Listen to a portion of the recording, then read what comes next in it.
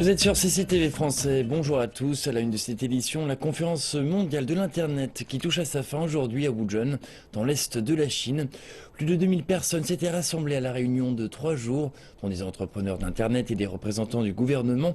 C'était l'occasion pour les entreprises de présenter leurs technologies et leurs produits, et pour la Chine d'exprimer son point de vue sur le développement de l'Internet mondial. Reportage. L'ancienne ville pittoresque de Wuzhen était la scène d'un sommet mondial sur la nouvelle industrie, celle de l'Internet. Lors de la réunion, le thème était la connexion et la communication de tous, partagée et gouvernée par tous. Lors d'une conférence de presse organisée à la fin de la conférence, Zhou Qianlian, directeur adjoint de l'administration de l'espace informatique de la Chine, a souligné le besoin de construire une unité d'espace informatique au travers du monde entier. Le secrétaire général des Nations Unies, Ban Ki-moon, a salué l'appel de la Chine.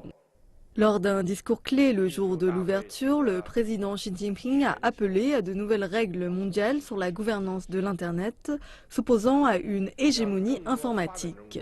Il a souligné que chaque pays devait avoir son droit de souveraineté pour gouverner l'Internet.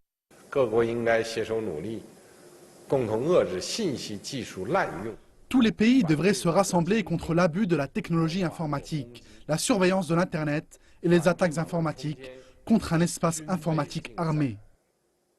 Les propositions de Xi Jinping ont soulevé des discussions lors de la conférence.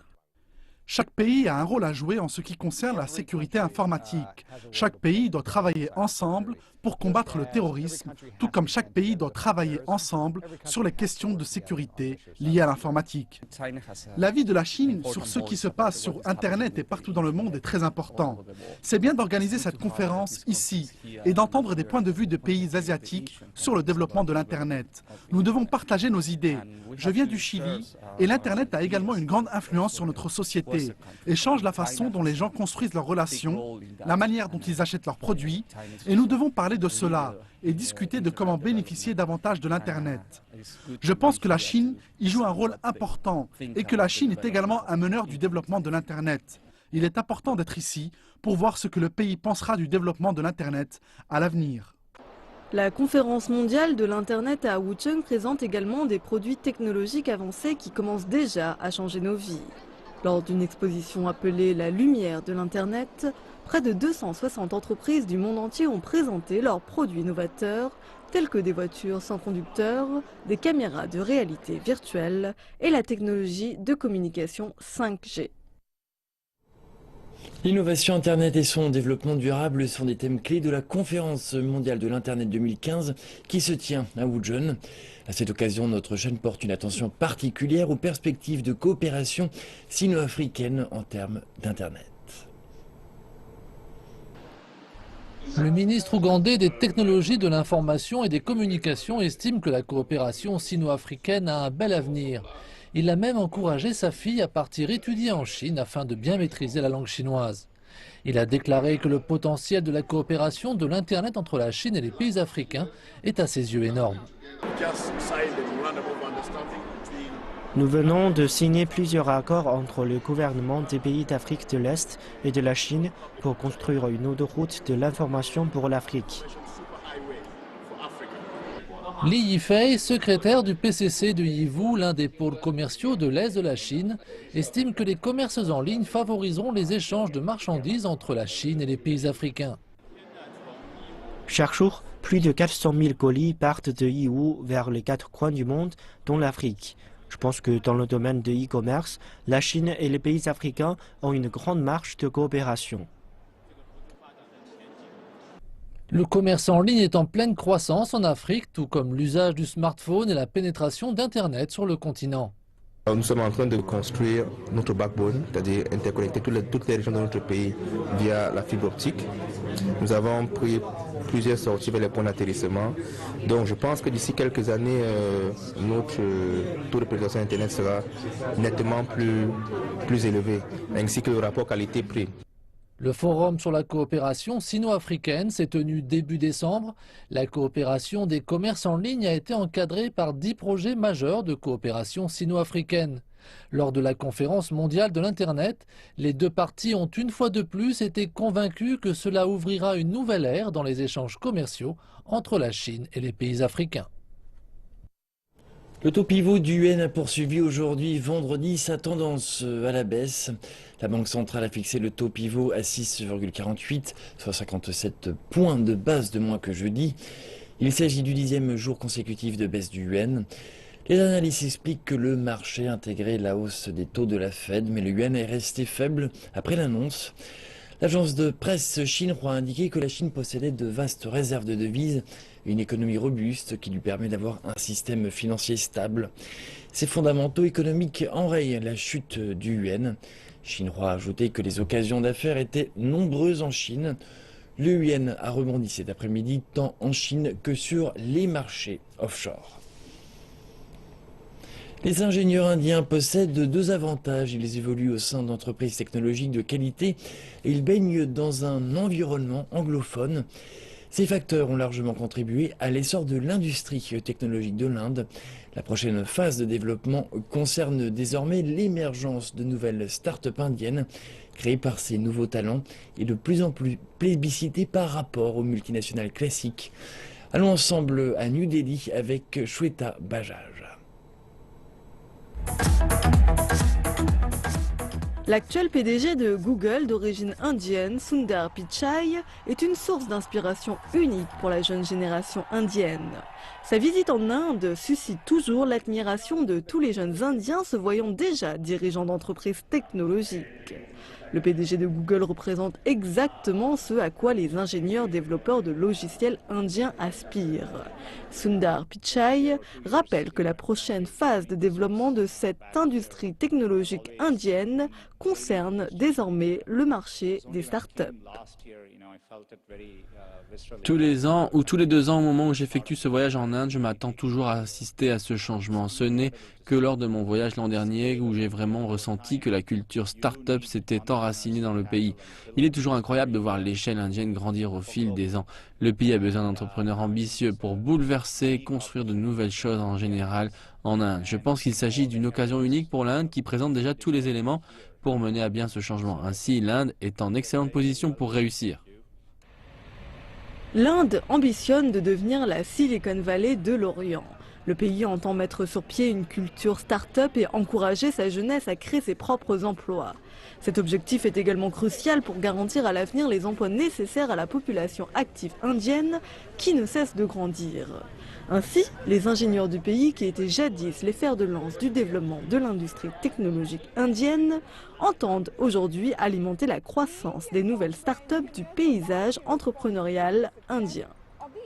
Les ingénieurs développeurs de logiciels indiens sont largement responsables de la réussite de l'industrie des services technologiques indiens. Certains espèrent toujours rejoindre les rangs des plus grandes multinationales du secteur, mais d'autres sont maintenant déterminés à participer à l'essor du marché des startups à travers tout le pays. Raman Roy est connu pour être le père de l'industrie de la sous-traitance indienne. Il a fondé Spectramine en l'an 2000, qui a été racheté quelques années plus tard par Wipro, l'une des entreprises technologiques les plus puissantes du secteur dans le pays. Raman rappelle que les ingénieurs constituaient l'épine dorsale de l'essor de l'industrie high-tech indienne. Selon lui, l'Inde doit désormais utiliser ses ingénieurs et tous ses autres talents pour construire ensemble les bases de la nouvelle croissance issue du développement du marché des startups. Les ingénieurs joueront un grand rôle dans la création de nouvelles plateformes, des nouvelles applications et dans la création du nouvel écosystème. Mais le savoir-faire ne viendra pas seulement des ingénieurs. Il viendra également des autres talents indiens. Ce sera le mariage entre les ingénieurs et les autres talents qui lancera réellement le début de la croissance des startups indiennes. Une main-d'œuvre éduquée avec une grande capacité d'apprentissage reste l'une des plus grandes forces de l'Inde. Même les géants comme Google ont commencé à planter leurs graines en finançant des programmes pour des startups indiennes dans le mobile à hauteur de 50 000 $. Le gouvernement indien entend également faciliter le processus de création de startups dans tout le pays. Aujourd'hui, on constate que nombre de startups indiennes préfèrent s'installer à Singapour. Le gouvernement indien prévoit d'améliorer le régime fiscal, le processus d'octroi des licences d'exploitation, ainsi que l'ensemble de l'écosystème pour que le rêve de devenir la Silicon Valley de l'Orient puisse enfin devenir réalité.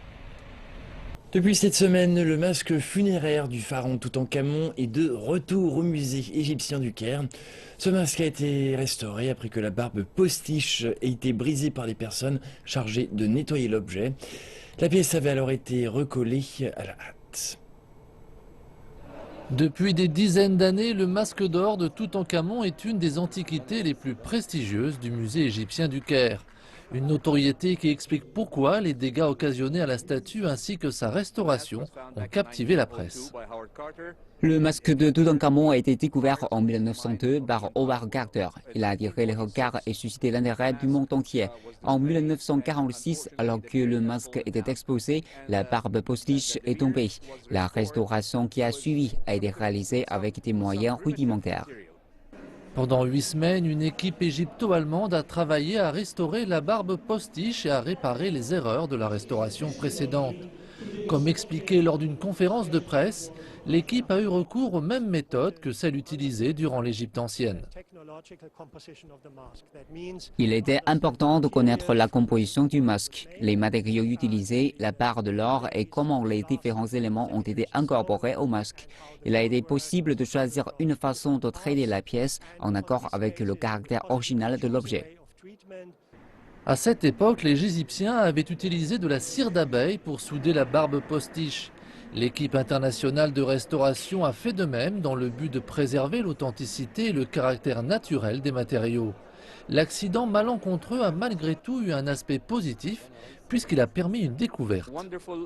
Nous avons trouvé un tube interne en or prévu pour s'adapter à la barbe de Toutankhamon et la rendre solidaire du masque. C'est un élément qui était jusqu'à présent inconnu. La restauration a permis à de nombreux pays de rechercher des accords de partenariat avec le musée égyptien du Caire. La Chine n'est d'ailleurs pas en reste. J'ai eu aujourd'hui la visite du directeur du musée de Shanghai. Il aimerait que nos deux musées soient partenaires. Nous étudions cette proposition et j'estime que cela pourrait permettre une bonne coopération à l'avenir. Le masque d'or de Toutankhamon pourrait d'ailleurs faire l'objet d'une exposition itinérante en Asie.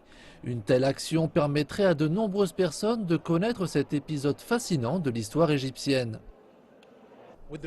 Avec la fin des travaux de restauration du masque de Toutankhamon, l'objet peut maintenant être présenté au public venu du monde entier au musée égyptien du Caire, place Tahrir. Un homme d'affaires danois a prêté un squelette de Tyrannosaurus Rex au musée d'histoire naturelle de Berlin en Allemagne. Découvrons en images l'histoire de ce rare spécimen et de son propriétaire. Cet animal de 12 mètres de long a un nom, Tristan Autant. Et c'est l'un des spécimens les mieux préservés au monde de Tyrannosaurus Rex. Il a été découvert aux États-Unis en 2012 et acheté par l'homme d'affaires danois Niels Nielsen, qui est fasciné depuis son plus jeune âge par les dinosaures.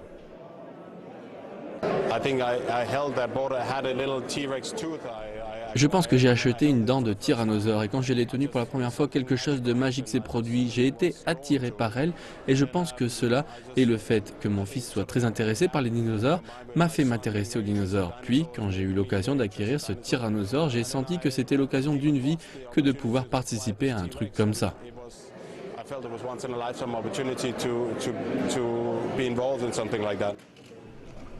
Nielsen a offert Tristan au musée d'histoire naturelle de Berlin, une institution dont il a une haute opinion. Berlin, par rapport aux autres musées d'histoire naturelle, se concentre d'abord sur la recherche plutôt que sur le nombre de visiteurs.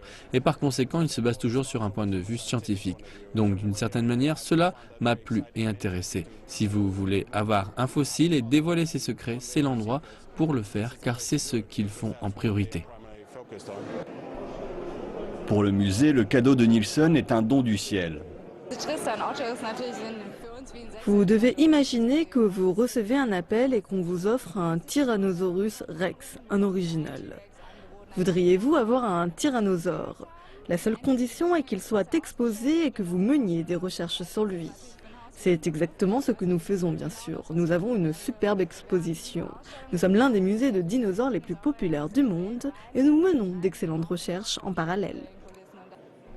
Le squelette du tyrannosaure restera exposé pendant 3 ans. Depuis quelques années, le nombre de touristes en Ouganda a baissé. Le pays a donc entamé une campagne afin d'augmenter l'offre de circuits et d'attractions touristiques disponibles dans le pays. L'une des nouvelles activités proposées consiste à suivre la trace de gorilles des montagnes. Ces majestueux singes dorés qui font partie des espèces menacées sont ainsi mis à contribution dans la relance de l'industrie touristique. Ils passent la plupart de leur temps perchés dans les arbres à fouiller les forêts de bambou de Mgahinga. La zone de biodiversité fait partie du grand massif de Virunga que se partagent l'Ouganda, le Rwanda et la République démocratique du Congo. Tout est question d'or et d'argent dans la région. Les singes dorés y résident aux côtés des gorilles à dos argenté, ces gorilles des montagnes qui sont aujourd'hui menacées d'extinction. Les singes sont incroyables. Nous en avons trouvé beaucoup ici dans la forêt et nous avons eu quelques opportunités de prendre de bonnes photos. C'est franchement très agréable d'évoluer dans leur environnement. Les conservateurs ougandais font tout ce qui est en leur pouvoir pour attirer les singes dorés aussi près que possible des humains. Les chercheurs étudient leurs habitudes alimentaires et comprennent de mieux en mieux leur façon de communiquer et d'établir leur territoire. Ils expliquent que les touristes pourront à présent passer plus de temps avec les équipes scientifiques afin d'en apprendre plus sur ces primates. Ils ont une vie sociale fantastique. Ils communiquent, se déplacent et se nourrissent dans la zone de bambou d'où ils sont faciles à observer, surtout lorsqu'ils sont habitués. À l'heure actuelle, nous travaillons avec un groupe de 60 primates entièrement habitués à notre présence et nous sommes en train d'en habituer un autre. Le nombre de touristes en Ouganda a fortement baissé au cours du premier trimestre de l'année. Ce déclin est lié d'une part à la multiplication des alertes terroristes et d'autre part à la poussée d'Ebola en Afrique de l'Ouest. L'organisation de circuits suivant la trace des singes dorés a récemment permis de faire remonter ce nombre. La plupart des visiteurs qui se rendent dans les parcs nationaux le font pour voir des gorilles, mais les conservateurs tentent de reporter l'attention sur les singes dorés. Nous avons introduit un nouveau produit appelé « Expérience d'acclimatation des singes dorés ». Les touristes se joignent à un groupe afin d'étudier le mouvement des singes et de suivre leur processus d'acclimatation aux humains. Donc ils passent beaucoup de temps ensemble. Cela leur permet de comprendre l'acclimatation, de les appeler par leur nom. Il ne reste que 5000 de ces primates à l'état sauvage et leur préservation est d'autant plus cruciale que leur nombre pourrait encore baisser. Cette région est la seule au monde dans laquelle ils puissent être trouvés. Comme il s'agit d'une espèce rare, ces primates attirent de plus en plus l'attention des touristes. Les conservateurs ougandais espèrent que les circuits suivant leurs traces continueront de stimuler l'activité touristique dans la région. Le Bureau du tourisme est convaincu que cette stratégie portera ses fruits et que le secteur touristique sera rétabli d'ici l'année prochaine. Et c'est la fin de cette édition. Merci de votre attention. Je vous retrouve tout à l'heure pour Afrique Info.